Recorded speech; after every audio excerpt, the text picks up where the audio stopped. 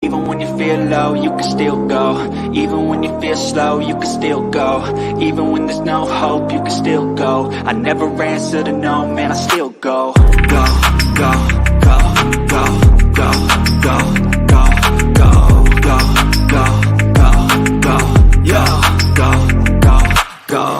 Hustle hard, hustle every single day. I'll be making moves till I'm buried in my grave. To the system, I don't wanna be a slave. I've been doing shit my way, or the highway. And in the driveway is a nice range. Cause I grind through the climb, I invite pain. You'll never hear me, bitch, nah, I don't complain. Just gotta flip the switch and you can go and obtain anything you want, anything you need. Your mind's got the key ingredient, it's belief.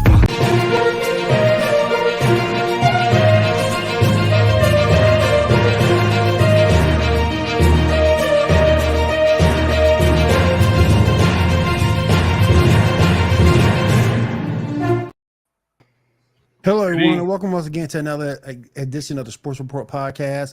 Josie has some breaking news she wants to bring in. Josie, take it away.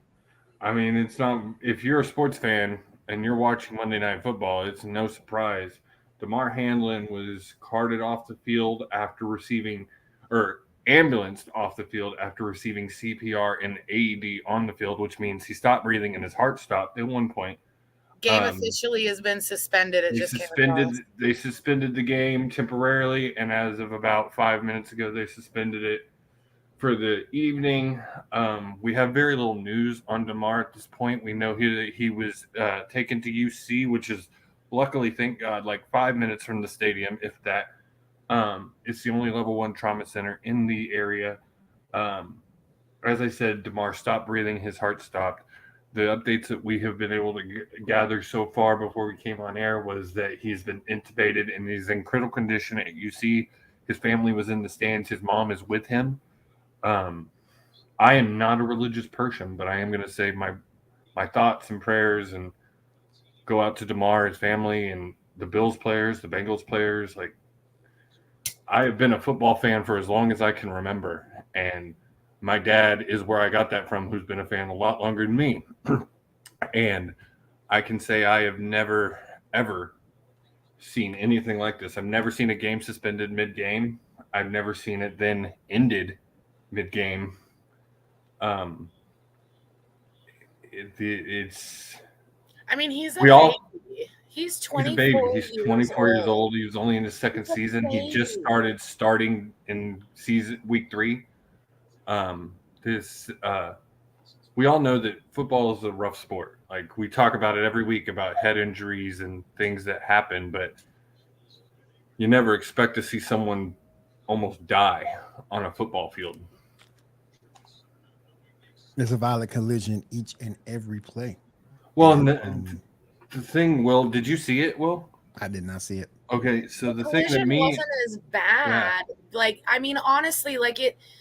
To me personally, that was just like a basic everyday hit. It wasn't, and it was him. It was also him leading the hit. He was the hitter. He wasn't the hittee. Right. He was the hitter. It looked like your typical hit. He landed on the dude's chest. Like, it wasn't anything crazy. He stood up from what, and I am just speculating. I have no medical training. I am just speculating, but from what I saw, it looked more like he had a stroke or he had a seizure. Erica said, and I saw it too after he started seizing. I don't think it was whatever happened was related to football in itself. I think the young man had a medical emergency that could have happened while he was standing on the sideline. I mean, Josie? He was probably laying on the ground, maybe 45 seconds, a minute. And I mean, literally, you could just see like the arms just start like doing, and it was just like, dude, he's seizing. Then you looked at his legs and and it's just like, he's seizing. Like, he is 100% just laying there seizing. What happened? Wait, Dan, you didn't see it? You didn't hear? Damar Hamlin, 24 years old, Bill's safety had to have CPR and defibrillated on field. On field. He hit a guy. The hit wasn't anything crazy. He got up. He stood up for 3 seconds. and then collapsed. They just postponed the game indefinitely. Wow. First time in NFL history. Did you say Jordan Poyer? No, DeMar Okay. Hamlin. Okay. Wow. Second year. You guys just starting in game 3. 24 So the years old. NFL has released a statement on the game. What's it saying? Tonight's Buffalo Bills Cincinnati Bengals game has been postponed after Buffalo Bills DeMar Hamlin collapsed. NFL Commissioner Roger Goodell announced Hamlin received immediate medical attention on the field by team and independent medical staff and local paramedics. He was then transported to a local hospital where he is in critical condition. Our thoughts are with DeMar and the Buffalo Bills. We will provide more information as it becomes available. The NFL has been in constant communication with the NFL Players Association, which is in agreement with postponing the game. I hate to be that guy, but he's gonna die. If they're talking about it like that, like that's not good. Okay, but here's the thing also too, Dan, you got to take into consideration. He received this hit at 8:55, and they didn't get him off the field and in the ambulance, unfortunately, because he did become unstable. But they weren't able to get him off that field until 9:25, and it took them 9 minutes to start getting his heart to go again. That's not a good sign at all, and it's really unfortunate. No, yeah, like at this point, you almost don't. I mean, you don't want him to live through that. That's really weird to say, but like I don't know if I want him to live through that. No, for sure. At this point, because he's not going to be okay. The thing I keep hearing and brain damage for the rest of his life. I mean, that's really possible. 9 minutes. The thing I keep hearing, and I don't know. I was watching it. Booger. I don't like Booger McFarland. I think he's the Charles Barkley of the NFL. But he was upset that it was taking the NFL so long to call the game. I mean, I'm upset. That should not have taken so long. I mean, come on. I think what they were hoping. You gotta play devil's advocate here for a second. We're journalists. We gotta see both sides. I think they were hoping they could get some good news, and then the players would want to retake the field, but that didn't happen. I just think but why would you after you possibly just watched your teammate get killed on the field? The first thing you check to make sure is that the player is still breathing and has a strong pulse. Second thing, if the player is not breathing, doesn't have a strong pulse, you call the cart. You call the cart, get the player off the field. If the player hasn't improved, then you go to the hospital. They couldn't move. They couldn't move him. That's why the ambulance came on the field and not a cart. They couldn't move him. Couldn't move him? What are you talking about? He started seizing. He was seizing. They're not going to move someone that's seizing like that because of it could. If it's a neck injury, they don't know. They have to get him boarded. They have to get him in. And if you also move somebody while they're in the process of a seizure, you can actually cause way more damage. That's true to the person that is having that seizure by moving them. That's why they tell you if someone does have a seizure, you have to hold them as still as possible around you, because the more frequent motion and movement they have can potentially cause that human being more damage. This situation is different. In 30 minutes. This situation, well, it only took him 30 minutes because he stopped breathing and his heart stopped. They had to get him stable. At one point, they had him up and were getting him into the ambulance and had to sit him back down because his heart stopped and he stopped breathing, and they had to perform CPR and AFib him. I guess there's not anything they could have done. I guess there's not anything they could have done like at a hospital that they couldn't have done on the field. Honestly, like to get him back to breathing. I mean, at that point, it's just getting him stable enough to transport.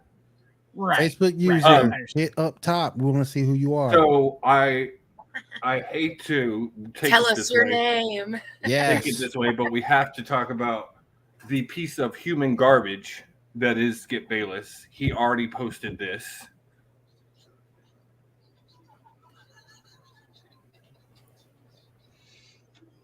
There's sometimes there's more important things than the game. I understand. I know exactly what you're going to say, Dan. He's not wrong. This is a big game. No, but at that I'm not point, going to say that. Oh, like, oh my gosh, you're gonna actually have some empathy for once, Sam. Like I say, guys, sometimes there's things more important than the game. You can always play this game Tuesday, Wednesday, Thursday, Friday, whatever. Clearly. But the player is the most important thing. Right. Yeah. I mean, that's what I was going to say. Also, Skip at the end there is actually, I think he's trying to like say the same thing. Bring that back up. He says now it seems say so there at the end, but it's irrelevant. It just it's not. No. All it is, Josie, is a way to salvage yourself. That's what that is. That's what it is. Let me be an asshole, but then a back post the whole way, and let me drop this at the end that gives me a little bit of sympathy. But I'm not that comment. You see that I was trying to sound like. I mean, that's y'all see that comment right there. That second comment. I can't honestly read that, even with these. Says, what a disgusting thing to say. Yeah, and that's my thing, Dan. Is like I agree. Like it seemed like a shit post, and then the dots is like where his brain said, "Oh wait, I better save this a little bit," and put which is suddenly seems irrelevant. And right, I'm gonna be the first person to say this, and I know I'm gonna get some heat for it, but I don't give a damn. Skip, it's time for you to go, bro. It's time. And this is not necessarily what the subject needs to turn into, but I will say if there is anything that might lose that man his show, that comment might do it. I mean, at the first you were wrong and way off base with Shannon Sharp, and now you do this over a player who's fighting for his life. It's going to put him in a really negative light in less than a month. I'm gonna say this too. I'm gonna get even more hate. I don't give a damn. Skip Bayless, man, you are a terrible person. You're trash. You need to go. This is bigger than the NFL. This is bigger than us on this panel. This is a man's life at stake, and you can't respect that. You trash, bro. You trash. The real problem with Skip is that he doesn't understand that. He actually thinks that he's like on some kind of weird pedestal, whereas him covering a football game is like actually more important than somebody's life on the football field. That's a shame. It's like that man got to be in his 60s or 70s, and he don't see. But Dan, it's like y'all say on After Dark Thursdays, 10 p.m. Eastern. Skip Bayless is a lizard person, so he has no human empathy. Yes, he's just doing it for the fame and the money, so he can fund his embryos that he keeps in his, secret lair inside of his house, and so he can clone himself after he dies. So it says he's gonna end up doing the tongue whip on live TV, and we're gonna catch it. So he can clone himself after he dies. He thinks the world can't survive without a Skip Bayless. Come on, he has surrogates. It just here's the timeline of the events. He was injured at 8:54. He was carted, given CPR at. Oh, they pulled it off. Not yet. Not showing you yet. Back to DeMar. Like this is. My dad looked it up, and yes, there's been injuries in football. Players don't walk again. My dad found that there has actually been a guy who died on field. Yep. There was a guy who died at a high school here in Falls City in the 70s. My man Ando, what's up? And then everybody knows about. Though. Everybody knows about. Man, my dad just said the name, and now I can't think of it. But the guy who got hit blindside, and the reason that the blindside tackle became a thing is because to protect that QB when he can't see that player coming at him. Well, not Taylor Lawrence or something like Chuck that. Hughes. Chuck Hughes. Thank you, Dan. I was trying to think of the scene from The Blind Side because they talk about it in the the all I could hear. I'm like Michael Orr. I could hear Sandra Bullock's head in my voice in my head, and I'm like, "Who's the player?" And don't forget, and shout out to Derek Stingley Jr. Don't forget him. Is he the guy who made the hit or paraplegic? Something? Oh yeah, Derek Stingley is took a hit that became became a paraplegic. That was back in the 70s as well. Oh, Derek Stingley Senior. Senior, not junior. Oh, okay, I was gonna say. Yeah, I was like, how did I miss both of these things? Not very informed. And then LT breaking Theismann's leg. I mean, that. Again, we all know that football is a tough sport. It's probably one of the more physical, popular sports, other than like combat sports. But like, we talk about head injuries on this show almost once a week, but to see something like this, to see a player fall, and we still don't know that if it was caused by football. I'm still looking at this like he had a medical emergency. That's what it seems like. It was just triggered by some kind of trauma. It may not even been triggered by that, Dan. It could have happened if he hadn't been in that play. He could have been standing on the sidelines and it happened. So firsthand, like this is what I see from the NFL a lot. Like I played college football. Okay, there are way more injuries in college football and bad ones, like breaking legs in half and sideways and stuff, because those guys aren't all going the same speed. Have you ever noticed that? Like there's like when the guys in the NFL are all going the same speed and they're all really, really fast, it actually makes the game safer. Not head injury wise, because obviously you're going to get that because of the longevity. They play for longer than college players do. But like actual like bad injuries, like knees cranking to the side and stuff, you don't see that as much in the NFL because they're all going full speed and they're all. It's just an interesting thing, like because in high school people get hurt all the time because they're just not going full speed. They try and like stop before a tackle, and that's when they really get hurt instead of just going through it. And like this is just nuts though, man. Like I mean, Dan, if you there's going to be some issues. Try to look this up and see what happened.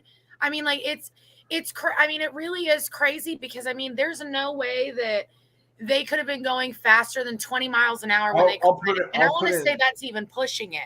I mean, I'll put it in this perspective: is if you watch the college football playoff in Ohio, Georgia, and that call that didn't get called for targeting in the end zone, that hit was 20 times nastier than what this was. This was your typical hit. Agree. This is the type of hit you expect to see in every NFL game, especially from a safety. Did you just say Ohio, Georgia?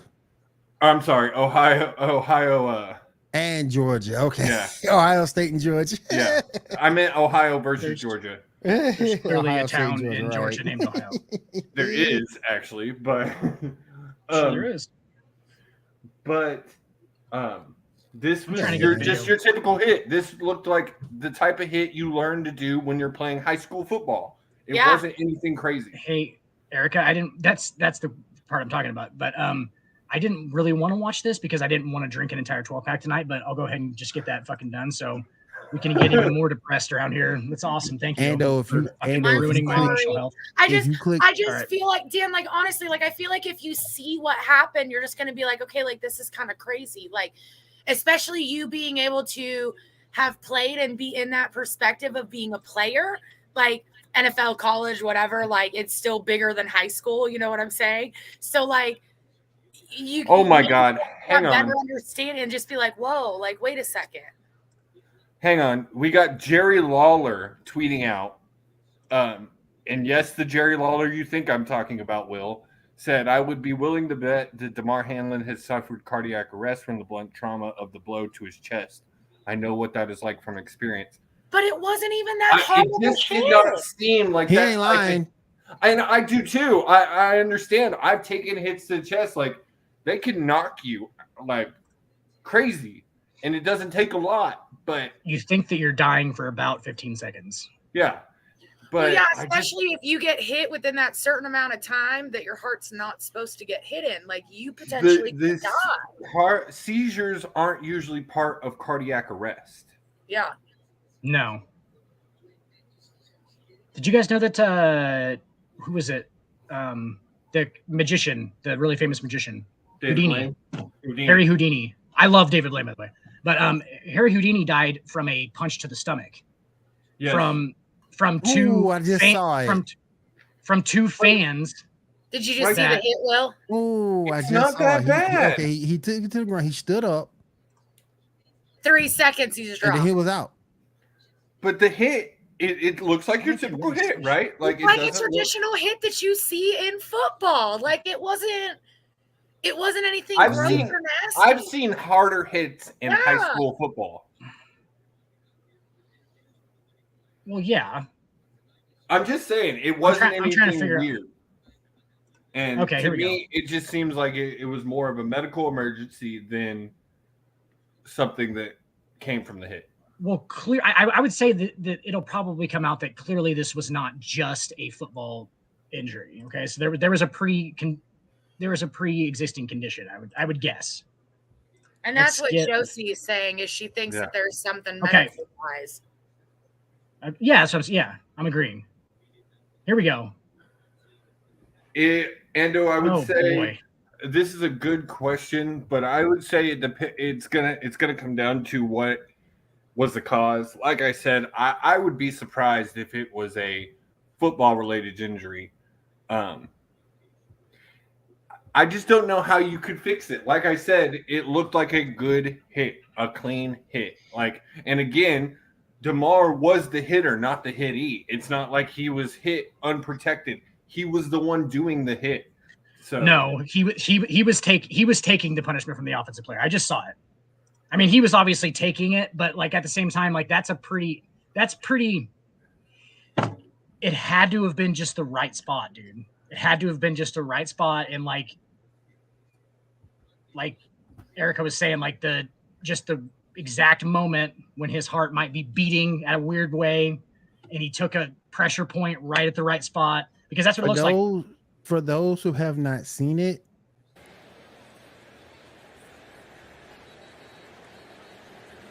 Cat got your tongue?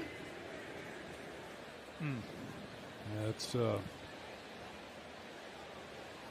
not what any of us want to see, and everybody's around him, and just hope that he's going to be okay. So we'll take another break here in Cincinnati.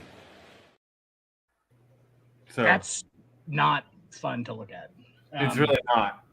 I mean, even as someone that's never played football, I played powder puff in high school. That's it. But like seeing like that, it's just like, ooh, like it's not a good hit, but at the same time, it's still like that basic hit that you would want to see. It still was a pretty typical football hit. Yeah. There's zero helmet to helmet contact in that. No helmet to helmet. He took it off to the chest.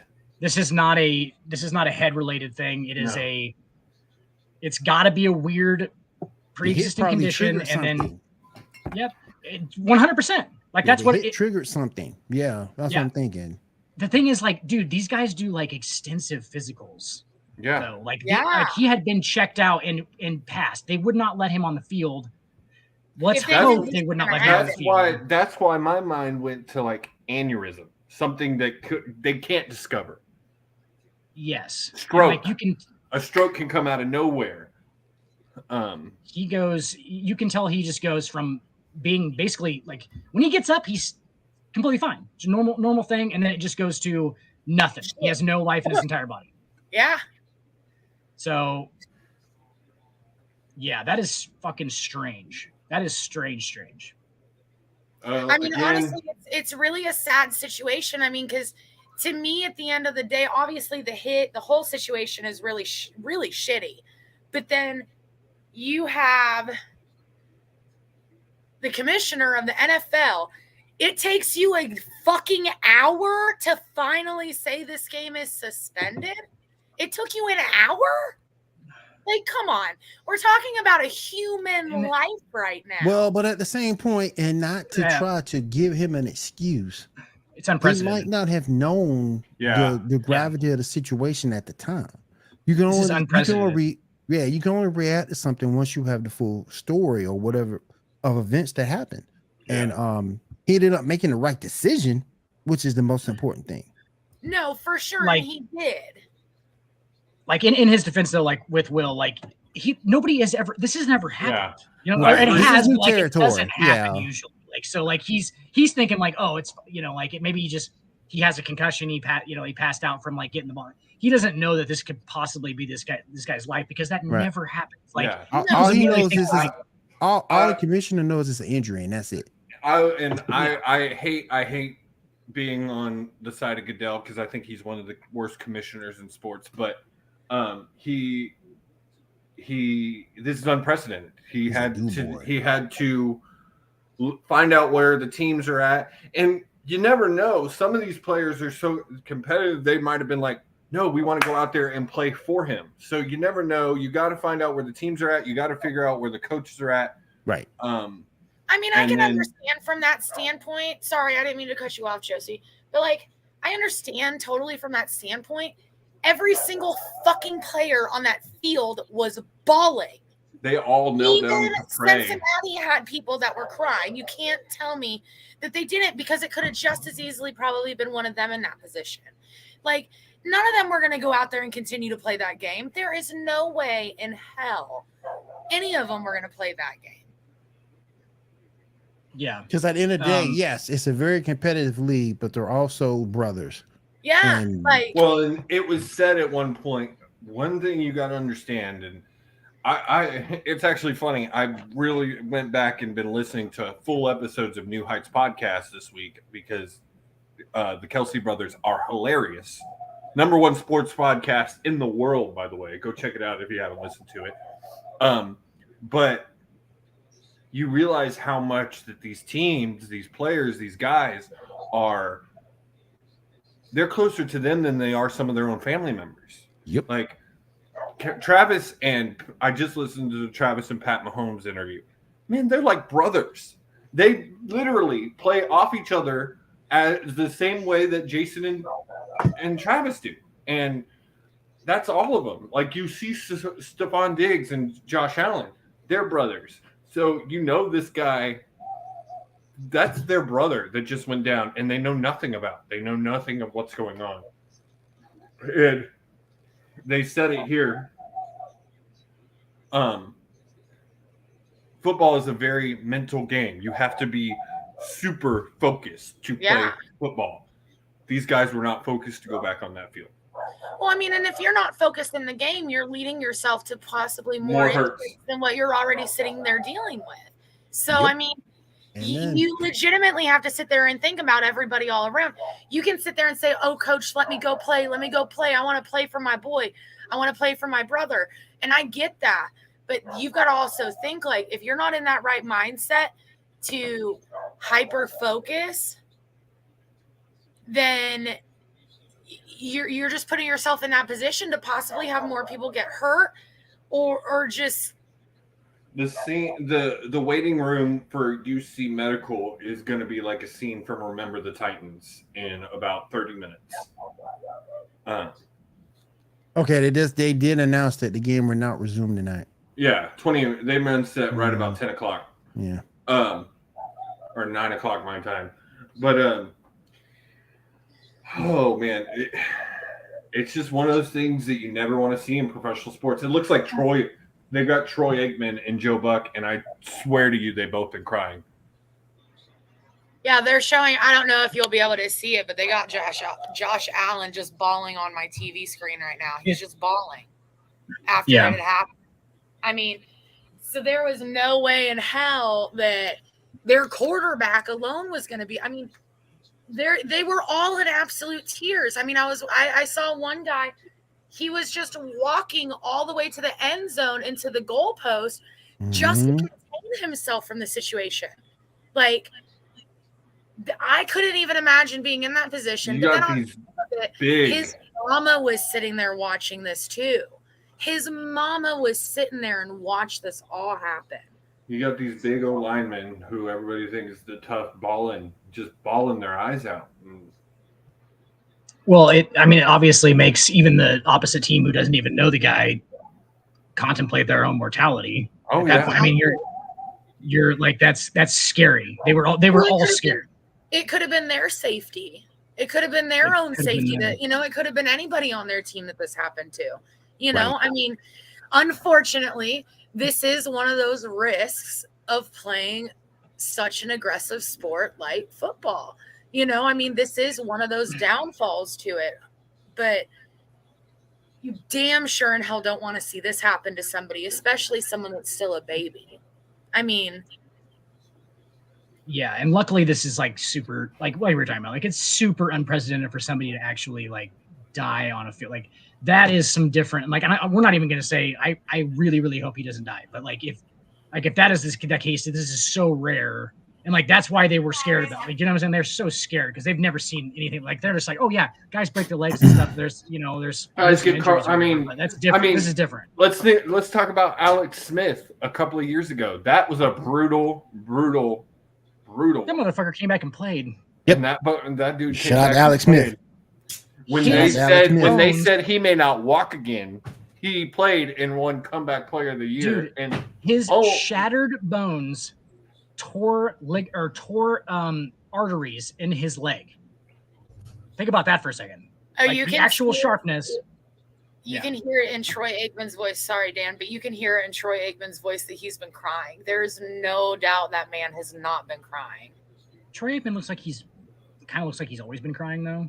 I mean, that's true. He looks like he's high all the time. If it's not that, he's either drunk or high. He's either drunk or he looks drunk or high.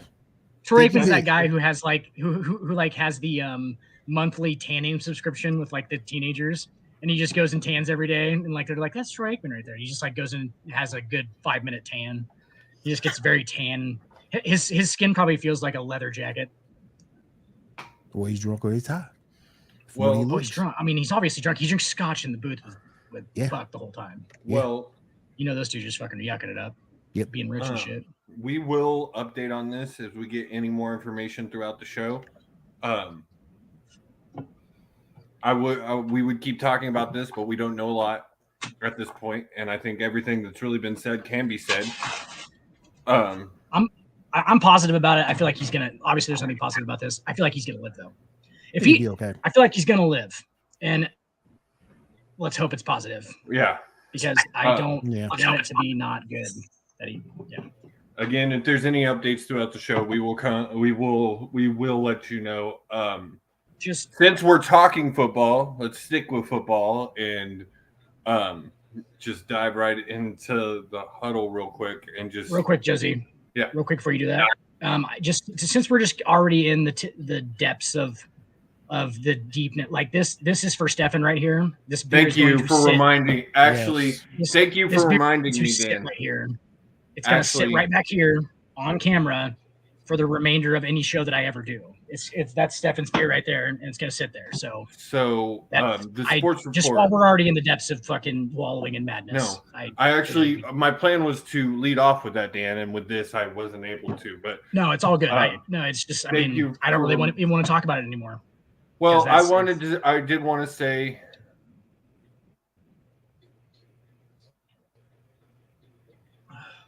I didn't hear anything that was. We can't start firing people over stuff that they literally they don't know what's going on. And again, people are upset. Like emotions are high. However, I will say this. You, as a member of the media, particularly when you're as seasoned as Susie Kobler is, she's no rookie, and you have to have a level of decorum and professionalism in all your comments. And now is not the time to be insensitive about anything. Right. Why is she being insensitive about it? You know what I'm saying? Like, why? I don't know what was said, but exactly. I'll try to look it up. The whole thing basically from the incident, and I didn't hear anything that made me think of any like. But if she said something that was, the worst thing I've seen is what we talked about with Skip. If she said something that was out of pocket, then shame on her.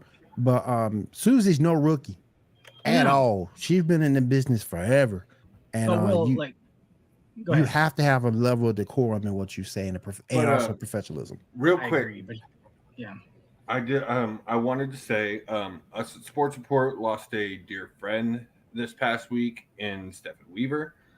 He was co-host of Winter Meetings with our boy Seven and Craig. He passed away unexpectedly this past week. Stephen was an amazing guy. I got to call a World Series with him this past World Series Game 2, and it was amazing. So knowledgeable about the game. You got to do with Stephen one of those things you always wanted to do is ask pros questions. And Sports Report will forever have the Stephen Weaver rule, which is you must wear pants on stream. Yes, I'm actually going to take my laptop with me and urinate while on live in memory of Stefan. Dude, we said like he was like the greatest color commentator of baseball that's ever fucking lived. That never had an actual professional job doing it. Had a shot. And I'm gonna get Tony to post it on YouTube so we can have it all out there. Hey, I already did, man. I already did. He's got one right back here. He's got a beer right back here. It's gonna sit here. It's gonna be full the whole time. It's gonna sit right there. But yeah, he I forgot where I was going now. No, he has a rant about the Red Sox, about Terry Francona managing. That is one of the fucking most hilarious things I've ever heard in my life. And it's literally like, it's because he knows so much about the game and he's so funny that it's like, it's just him like ranting about like how Terry Francona sucks. And I will get Tony to post that, and we're going to pull some like excerpts from it, because some of the stuff he like one lines is like stuff that I want to play on a fucking one of those repeating machines, because it's so fucking good. But yeah, that's I don't really want to talk about that anymore. Well, last thing, we're going to take a quick moment of silence for Stefan, as well as sending goodbyes to Damar.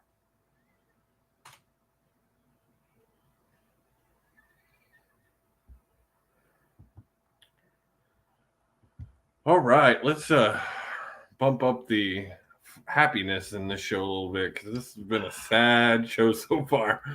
We're going to dive right into the huddle and talk some sports and talk some football that's not sad.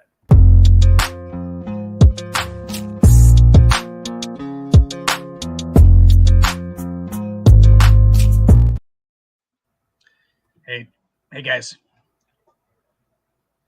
So these two guys are going hunting, right? And they all come together, and they come out there. There's two guys hunting, split up. They're like, all right, we're going to cover some more ground. We're going to go hunt these deer, right? And so they split up. Meanwhile, one of them has to take a shit. So he sits down on the log, takes a shit, and he falls asleep while he's sitting on the log, right? And the other guy shoots a deer. Miles away, shoots a deer, comes back, sees the guy who fell asleep on the log taking a shit, right? So he figures he's going to play a joke on him. He takes some of the deer guts that he just cleaned, sets it up right behind him where he's taking a shit at, and walks back to the truck, right? About 20 minutes later, the guy that was taking the shit comes limping up to the truck, gets in the truck, and he's like, hey, man, what's going on out there? He goes, I fell asleep on a log taking a shit. I think I shit some of my guts out. He's like, oh, yeah? He's like, yeah, if it wasn't for God's grace and a greasy stick, I never would have gotten back up there. Dan, oh, my God. Oh my God! Wow. Real quick. Seven gave an update.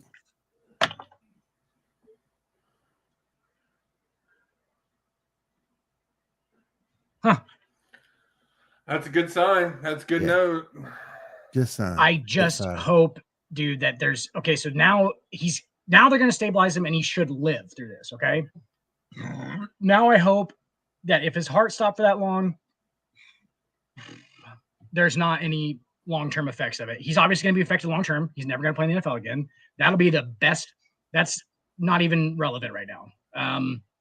If it's just he doesn't play in the NFL ever again, then that is what it is, because that's probably not going to happen. But so we kind of covered this a little bit. Dark Sage, like I agree with that. By the way, I do agree with this statement on part of it. The other part of it is, again, unprecedented. Like, it was a lot for them to wade through and figure out how to handle this. Now, do I think they could have Goodell could have any point stood up and said, no, I'm done. It's done.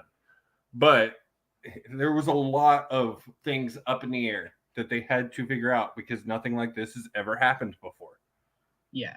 Can we please not jump to conclusions on the NFL's treatment? I mean, I 100% agree that they haven't treated their players well, and that's why literally we all have little parties when all these dudes get paid that much money, because that's absolutely worth it. They are worth it, and it's coming back to them at this point. Like, it's like I hate the fucking thing so much where dudes are like, oh, the NFL players getting paid all that money. I'm like, oh my God, dude. I was like, do you understand how the NFL doesn't cover their insurance and doesn't? No, I'm just saying, like, do you realize how exclusive they are in their fucking profession, dude? Yeah. Do you realize how exclusive they are? Because I guarantee none of those people who say that, well, they get paid too much money.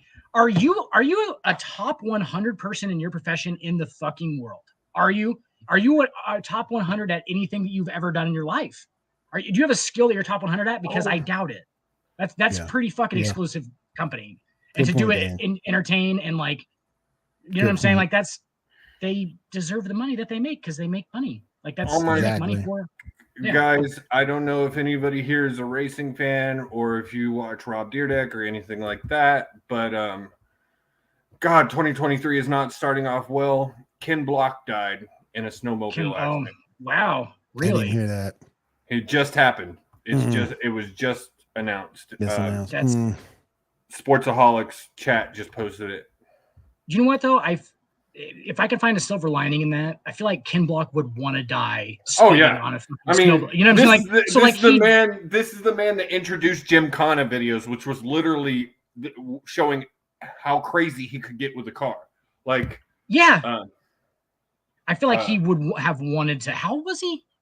50, Jesus, that's 53, 52, 56. 56. 56. Yeah. Don't ask me math. Yeah, I mean he's. So I mean, yeah, that's too late. No, he's 60. He was 66. Yeah, 2023. Yeah, I feel like that's how he would have bang. wanted to go though. Like I feel like that's how he would have wanted to go. Just definitely mid-air collision, fucking snowball. Like, he was having a blast when it happened. If that makes anybody feel better. Owner of all right, DC shoes. All right, let's talk. We had some games that went down. Week 17 in the NFL, man. Season's almost crazy. Over. Hang on real quick, Will. I did have a little bit of announcement that might put us in a better mood. Okay. Where is it? Go ahead with your thing. It looks like I'm gonna have to download it. Give me a second. All right, cool. Yesterday, the Pittsburgh Steelers keep their playoff hopes alive as they beat the Baltimore Ravens 16-13. Another game, Baltimore gives up a big lead. That defense is too good for that. It's too good for that. They need to fix that. And I know there was little Lamar Jackson there. I understand that, but you had a lead. You need to fix that defense. That defense was horrible down the stretch. You made Kenny Pickett look like the second coming of Michael Vick. The way he was rolling out of the pocket, hitting, just firing on all cylinders. That's their calling card too, Will. That's their. Oh my gosh! I got another one for you. Will, is the Eagles. Just not 4 weeks ago, we were saying number 1 seed, gonna be in the Super Bowl more than likely, and now they haven't even clinched yet. And if Jalen doesn't play next week, I'm not sure they do. Well, they still can. You know, they can, but they have to win next week, which means Jalen has to play. And from what I heard, he may not be able to play. Garland Minshew, he really failed that team yesterday. Made a lot of mental mistakes, a lot of errors. Saints defense stepped up. Got Marshawn Lattimore back for the first time in a while. They was able to lock him down. But again, that was I'll put that on Gardner. All on Gardner. Well, do you feel like Gardner Minshew is like if you bought Baker Mayfield on Wish? Yep. Yes. Yep. Like that's basically what it is. It's like he's the even more unstable version of Baker Mayfield, which is like just not a great, like, you have to have his back against the wall and he has to be an underdog and he can come back and people are like, oh my God, he came back from down. But if he's favored in the game, he's going to suck up the fucking house. Like there's no, like that chip on his shoulder only goes one way. And it's unfortunate. That mustache. And talking about Gardner Minshew, I was listening to the New Heights this week's episode of the New Heights podcast, and that's a weird dude. He sounds like a weird dude. He does yoga in the locker room before the game in just his jockstrap. Yeah. Yeah, he's hilarious is what it is. That's just hilarious. But I'm still trying to figure out a quarterback for the Philadelphia Eagles. You will have every weapon available to you. Miles Sanders is healthy. AJ Brown is healthy. One of the Devontae Smith is the best players on offense. Well, Goddard is back healthy, and you still. And then on top of that, Will, you have one of the best O-lines in football right now. Literally, that entire O-line is going to the Pro Bowl. If you didn't trust Gardner Minshew to get this win for you, what you should have done run the football and work All off day play long. and run off play action. I know the Saints defense in that front seven is solid, but you can still run the football on them. This is not Doom Patrol Saints. You can still run the football on them. That's what they should have done. No, you don't ever put the game of that importance in the hands of a backup. How many times did he throw the ball? How many times did Gardner Minshew throw the ball? Let's look it up and see. That's far too many. While he's looking that Yeah, up, I agree. While he's looking that up, real quick, I'm gonna run a little video announcement.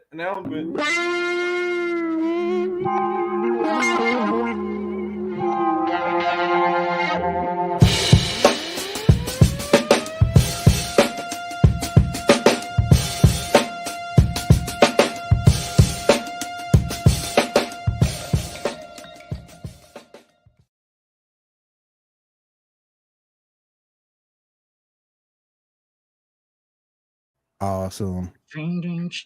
Awesome. I don't know.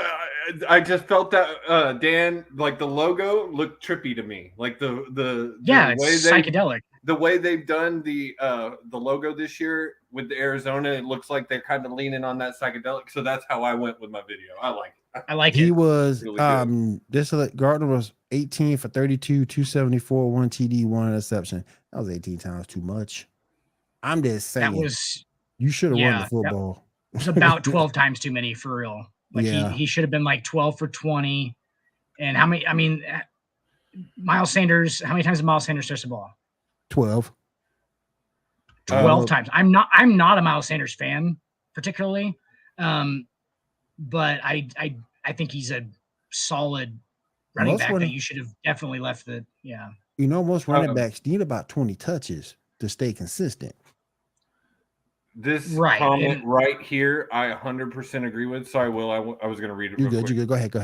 There should be a realignment in the playoffs because it is absolute crap that Dallas or the Eagles are going to be 13-4 and still probably going to have to go play Tom in Tampa when he's going to have a losing record.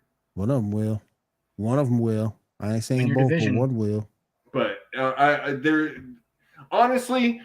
When you have a division like the NFC East, where every single team could be in the playoffs, Tampa shouldn't even be in there. And I would say the same thing about Jacksonville, even though Jacksonville is probably going to win the South and go to the playoffs. And I will say this, as a Texans fan my entire life, it is hard for me to say anything good about AFC South opponents. But Jacksonville, the last few games, has started to look good. And I don't think they do much in the playoffs this year. But I think next year Jacksonville is going to be a force. Trevor Lawrence is starting to look good. Oh, sunshine! He is starting to look like an NFL caliber quarterback. It took him some time. He had a shitty coach last year in Urban Meyer, but this year they've started to gain some ground, and I would say that they have a shot at AFC Championship. Trevor Lawrence is like if you back up. Whoa. Did you just say next year? Okay, I'm about to get on you because they ain't gonna be this year. Not this year. What do you say this year?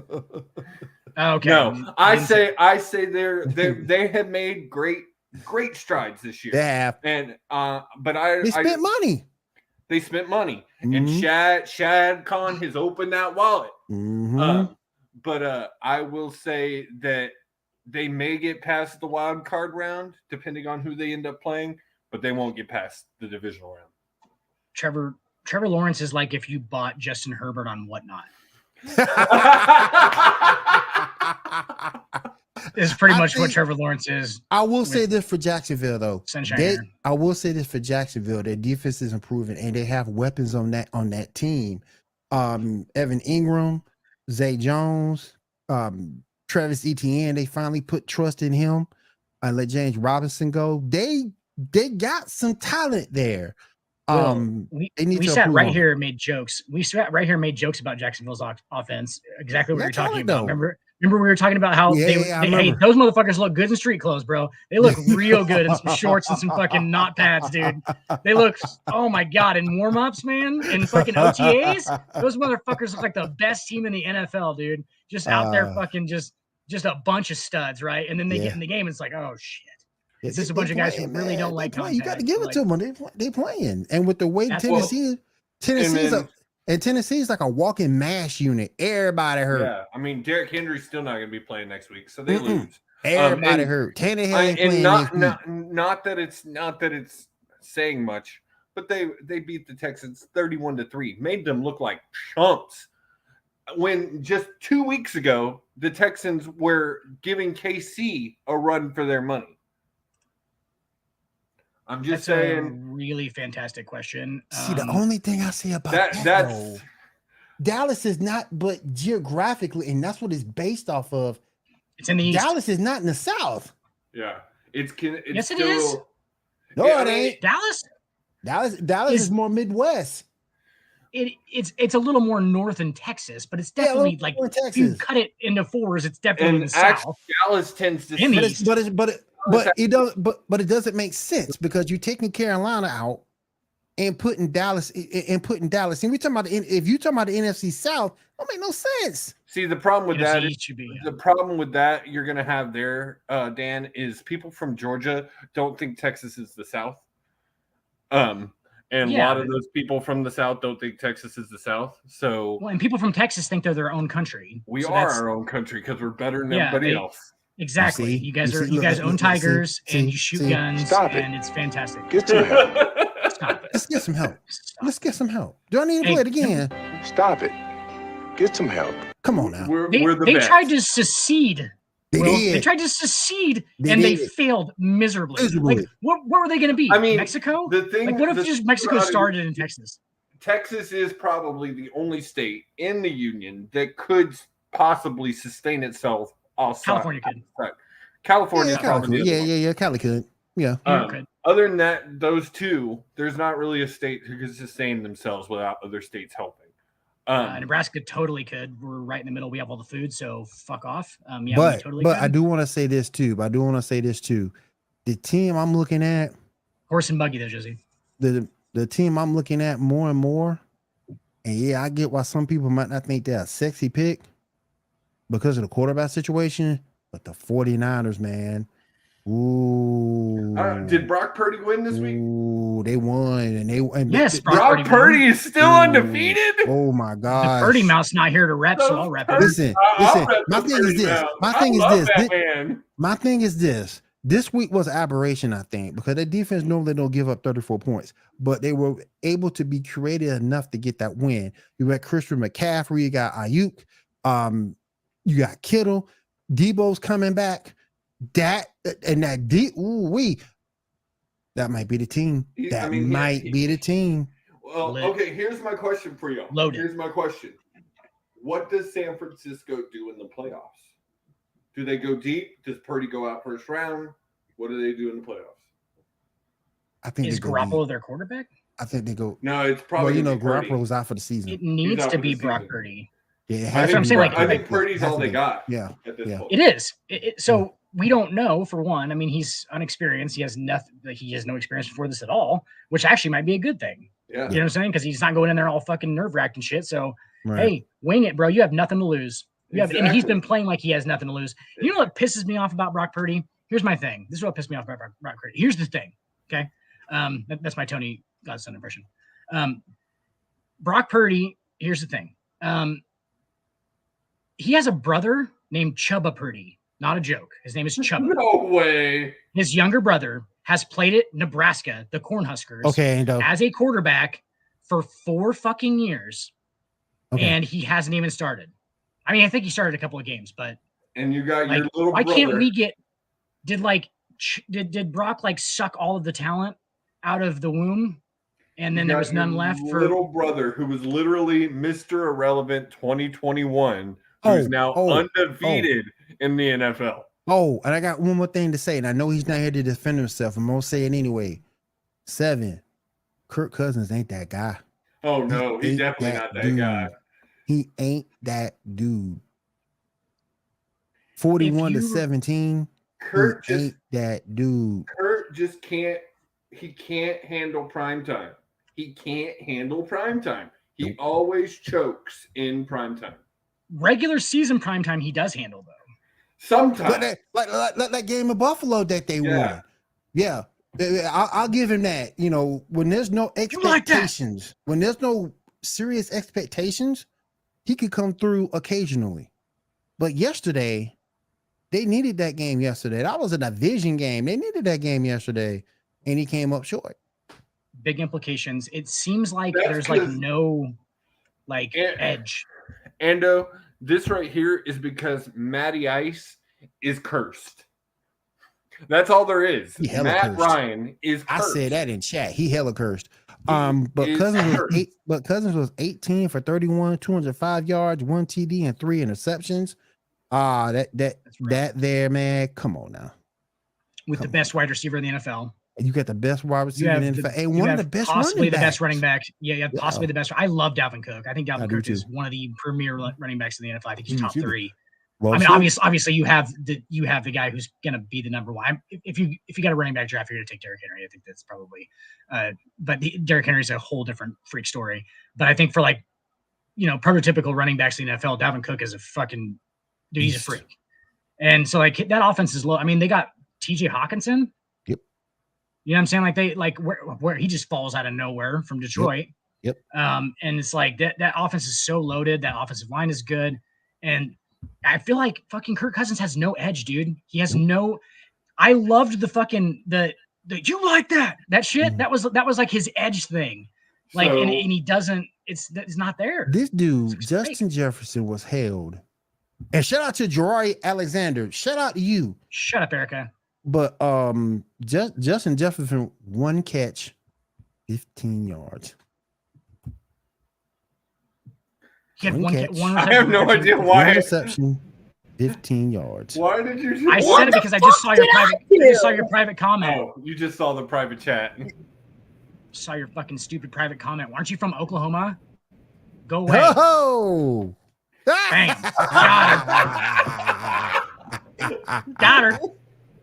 Hey, just like all your coaches and all your players, you know what? I just go. Hold on a second. Let's talk about that Nebraska-Oklahoma record. You want to start talking shit? Oh, she got you there, dog. I believe she got you there, dog. I mean, I have the second most wins all time. Nebraska has the better record. She got. They do Nebraska by has the better 15 record. games. They do. I know by 15 games. We Well, dominated you guys for 30 years. Everybody got 30 straight years. So Bleacher just came with an update. I don't know if you guys have already said anything or not, but his vitals are back to normal. Oh yeah, we got it. He is going to be undergoing further testing, and he's still intubated. Yeah, we got it. Sleep. One of our guys in Sportsaholics just said he lives in Cincy. He went up to the hospital and he says it's crazy. Fans, reporters. It says vigils. Everything. He said it's absolutely nuts. I think another thing too that's going to kind of affect what goes on in the playoffs. Dallas, you got that Prescott hurt. You don't know if he's going to start. You don't know if he's going to start the next game, or if it's going to linger into the playoffs. That's a big deal. You don't know what New York Giants team you're going to get in the playoffs. They won this weekend, but you don't know what team is going to be in the playoffs. So, you got a whole lot of variables going into the playoff season. Real quick, I want to move on to talk baseball and stuff, but I did want to talk CFP real quick, or CFB playoffs real quick, because man, those were some nail-biting games. Hey guys, why are we moving on right now? That kicker from Ohio State, his scholarship gone. Because we got other stuff to talk about, Dan. His scholarship gone. That's actually a thing? Yeah. You guys are just adding graphics without letting me know. I think the fucking screen's fucked up. But that kicker from Ohio State. Yeah, I was the one that showed up early. I knew all about it. Rebels. That kicker from Ohio State, he done. They put that. See what happens when you're a Sooner fan? You get there sooner. Give that motherfucker. Do you know how cold-blooded you have to be to underdog against the number 1 team in the country, hit a 53-yard field goal? I'm not saying it's in a the gimme. heat of the moment, dude. That's a dog. If he fucking drills that kick, that guy has fucking ice in his veins. Yeah, they iced him. Perfectly. Still, you gotta hit Didn't it. let him get the practice kickoff. Sure. but you got to hit it. That was the Dude. win. If Ohio State would have won that, if Ohio State would have won that game, we talking differently about a championship game. We are talking differently.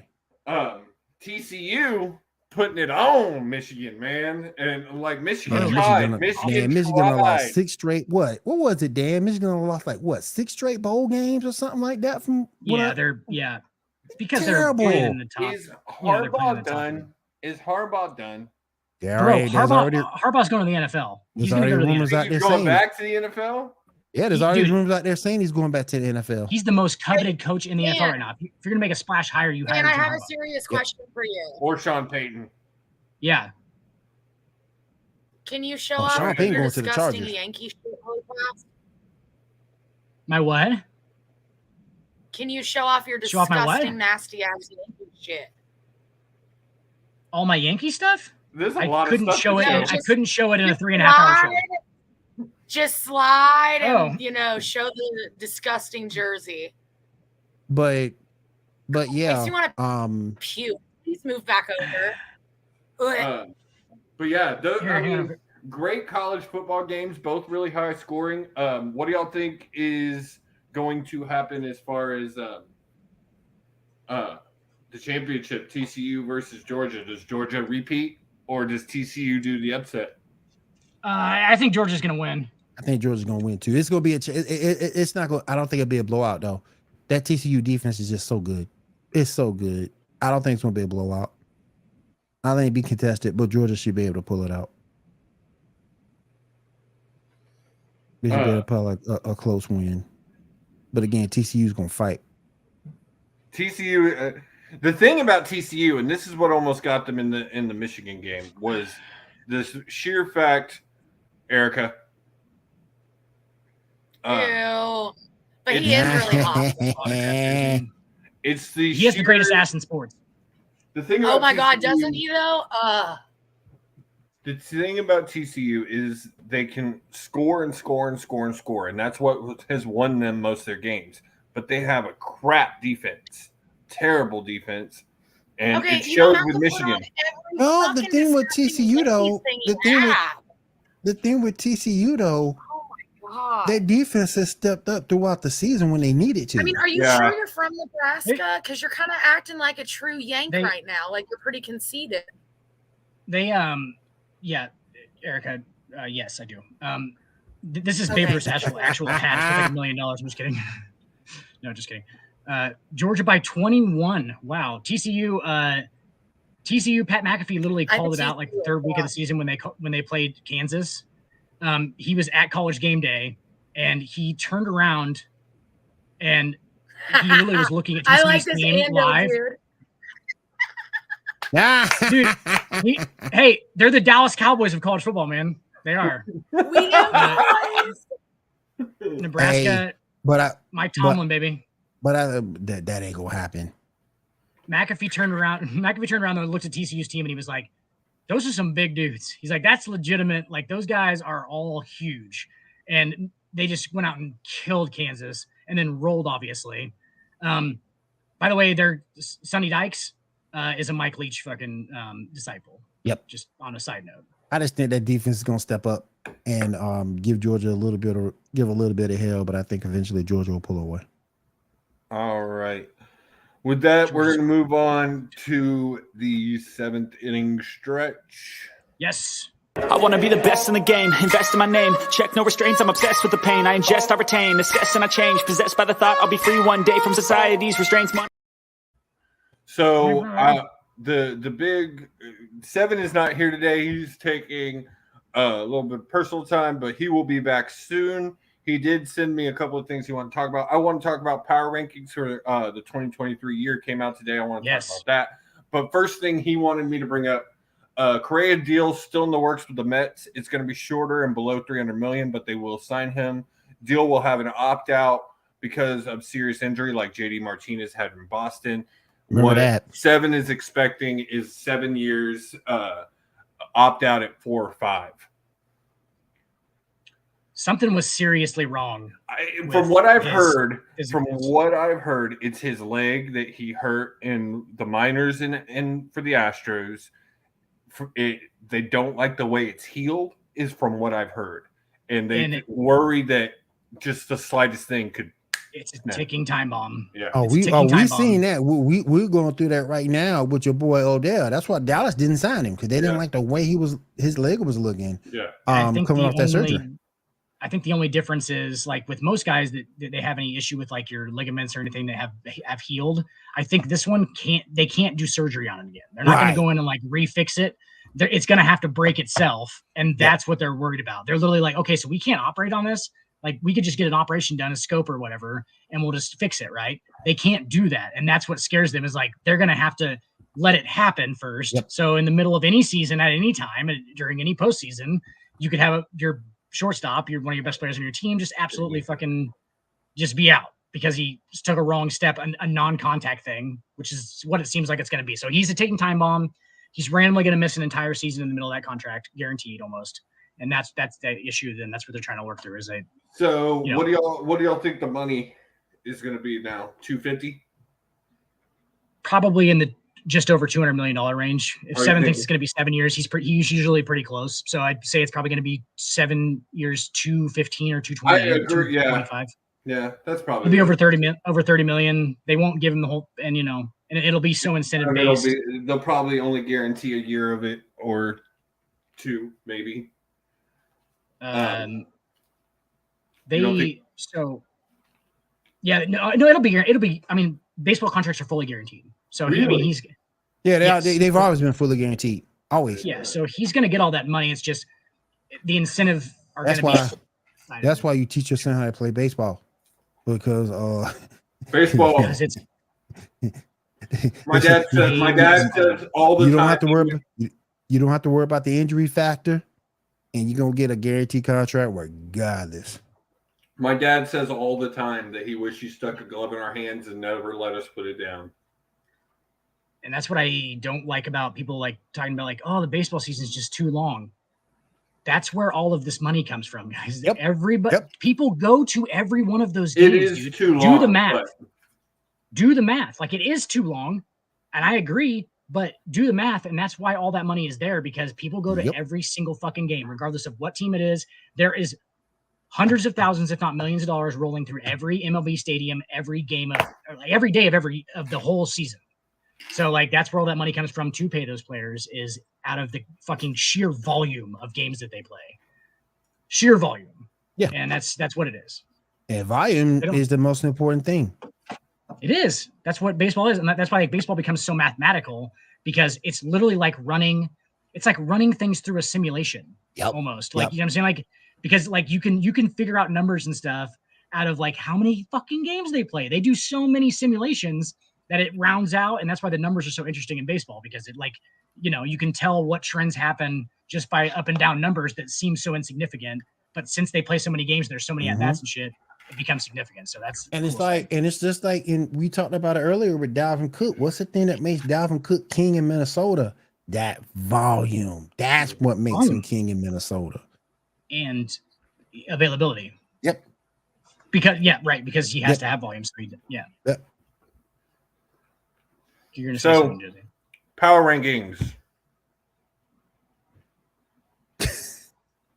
I was weird about the Mets. I disagree.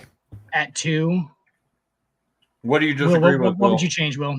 I disagree with, and I love them. Do not get me wrong, but I'm just looking at past performance. I disagree with the Mets at 2. Yeah, that's where you think they should be. I really do. I would swap them with the Braves. I can see that. I think Houston definitely deserves the number 1 spot. I think, like we've said over and come on, Erica, get your butt. The thing with me though is because of the fact if you look at past performance, Mets start hot, cool off in the end. Braves start out struggling, but they finish strong toward the end of the season, and you got to give them credit. Why the Mets rank 2 is all the money they've shelled out this season. Right. And they have shelled out a lot of money. Guys, the Dodgers should not be sitting at 7. Dodgers, in my opinion, need to be sitting so much lower than that. I'm saying lower. Oh, I'm snap. salty. I am so salty hell of a with take. the Dodgers right now. No, I mean, but for real though, I mean, like, look, they wiped out the entire team that was our 2020 championship fucking World Series team. It's pretty much all gone. You still have Kershaw. We're starting from ground zero again. In my opinion, this is our rebuild. I don't feel like LA should be sitting at 7. So what should they be? So Erica, where should they be, Erica? Are they top 10? Who would you switch with? There's 32 teams. They need to be 32. Oh. There's 30 teams, and they need to be number 30. Like, I'm ride or die LA Dodger. Like, Stop it. Up, like, I Get some love help. my Dodgers. But I mean, what the fuck are they doing? I mean, Josie, come on. Like, you and I have sat here and had like the conversation. Like, would you? Well, let me ask you a question. Okay. 10 straight playoff appearances. Only 1 World Series win. Only 2 World Series appearances. Would you put them ahead of the Phillies? Would you put them ahead of the Phillies though? And then absolutely not. No. No. In my list, Philly should be higher. Who? The Dodgers? Phillies should be switched with the New York Mets. And that list is perfect. You switch the Phillies and the Mets, and I will 100% agree with that, because look at what the Phillies have picked up this year. And specifically, look what the Phillies have gotten from the Dodgers. They just got Trey Turner.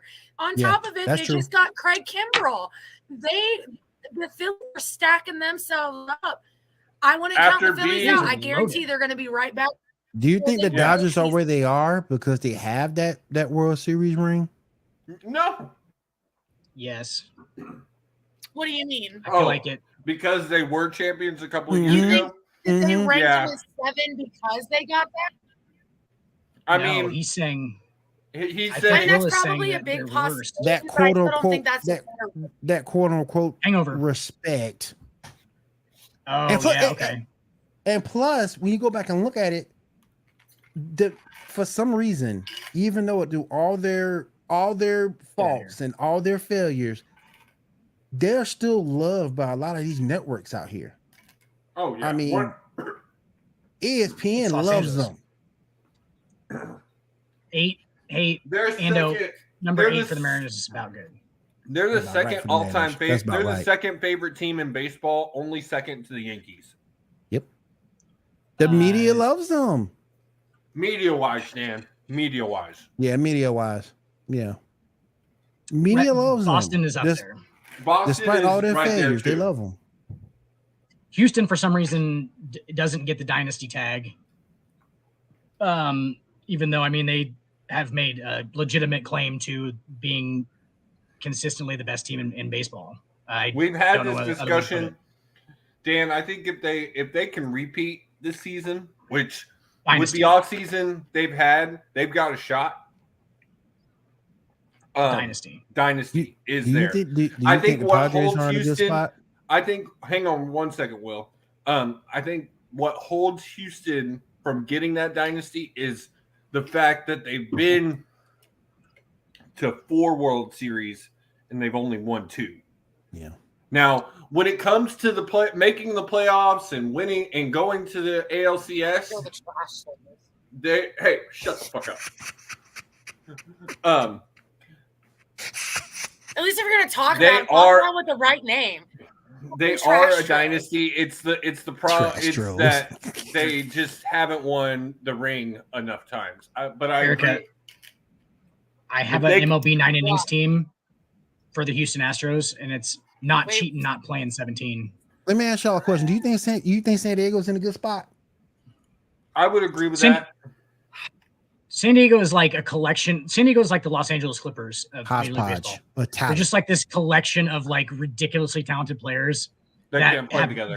That don't ever talk to each other and don't care about one another. No chemistry. And all the people that go to their games are like in business meetings while they're watching the game. So like there's like guys selling iPads in the 4th row. and they have no idea what's going on. But they don't care what's going on. They're just there to like sell to their clients. I'm like, hey, look at we're at a Padres game and look at all these star players that they have. And then they go 86 and 84, and it's like, what? Like, why are you guys so good and you aren't good? It just doesn't make any sense. They ridiculously talented. But I just think you switch the Mets and the Braves around. Other than that, I'm cool with it. Well, I would say switch the Mets and the Braves, but then put Philly in the number 2. So Mets at 3, or Atlanta stays 3, and Mets go to that's 4. Perfect. Mets go to 4. Yeah, Mets would be 4. So, and mind y'all, guys, the guy saying this is a Mets fan. Will is a Mets fan. Yep.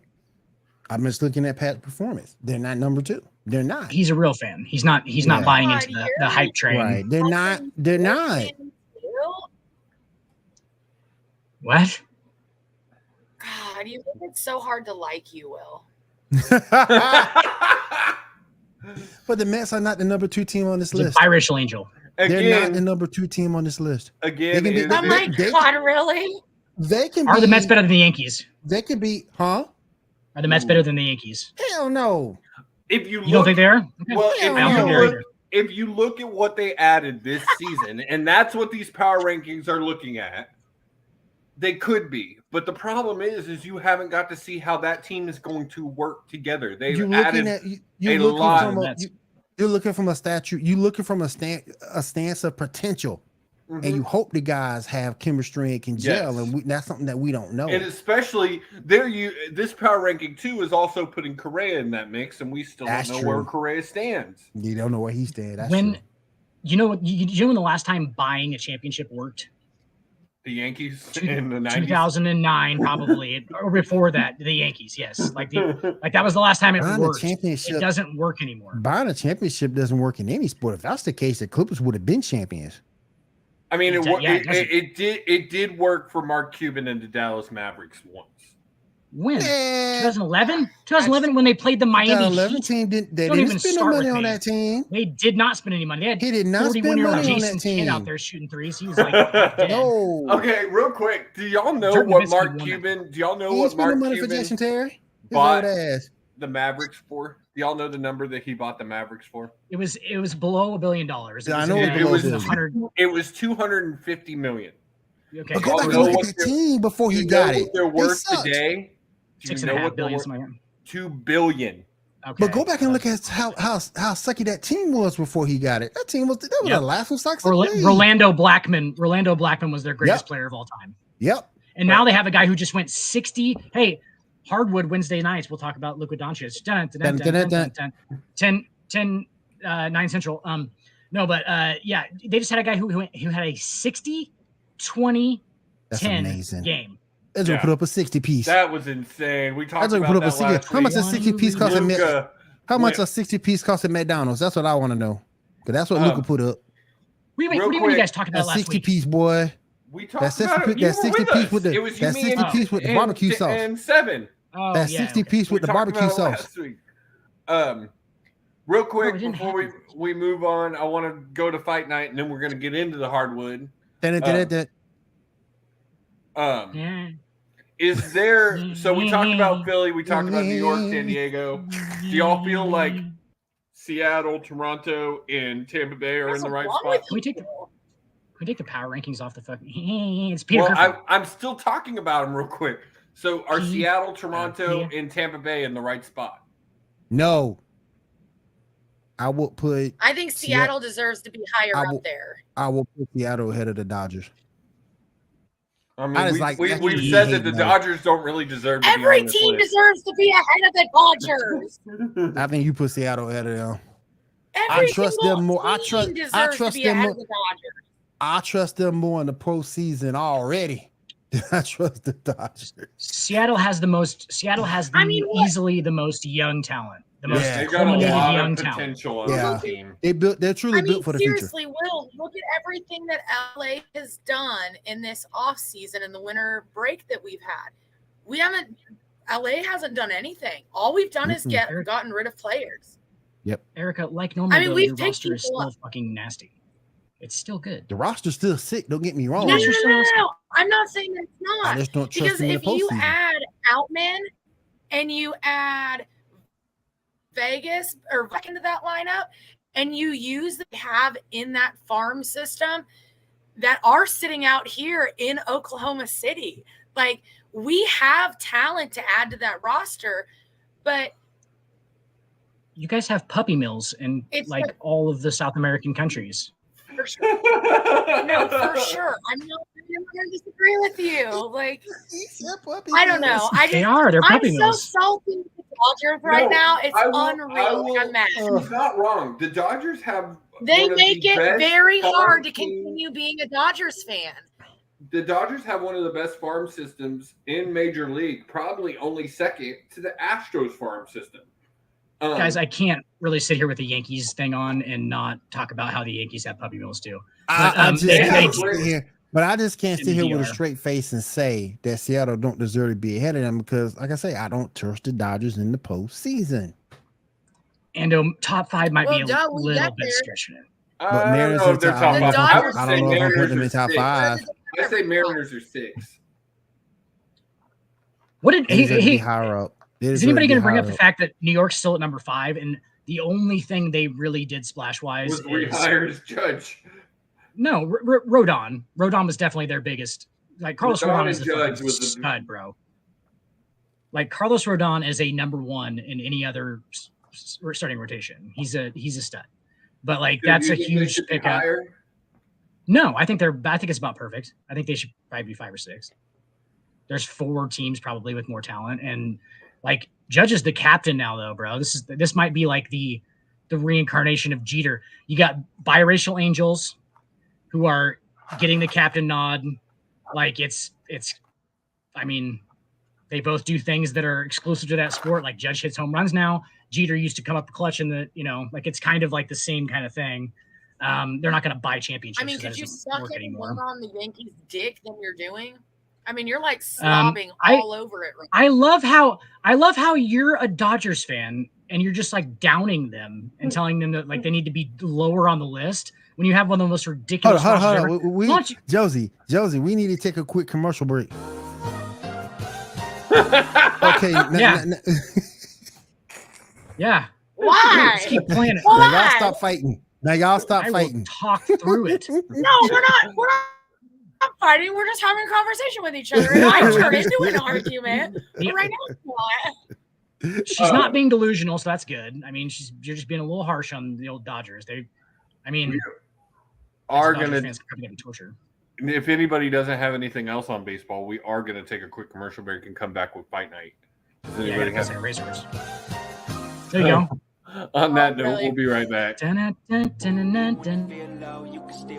Wrap up your Monday with some laughs. Make sure to join Will, Seven, Dan the Dick Warner, and Josie as they dive into the hottest topics of the week across sports, including baseball, basketball, and the NFL. You can catch the episode live Monday nights at 10 p.m. Eastern on youtube.com/The Sports Report Podcast, or Wednesdays at 11 a.m. Eastern on West Coast Radio. Don't miss the Sports Report Podcast.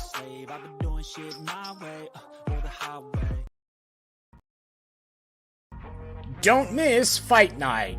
Every Tuesday night, Will Morgan and Josie Haney break down the hottest topics of the week across combat sports, including UFC, boxing, WWE, AEW, and more. Past episodes are available on youtube.com/The Sports Report Podcast, and each episode will air again Thursday morning at 11 a.m. Eastern on West Coast Radio. Don't miss Fight Night. Tune in or tap out.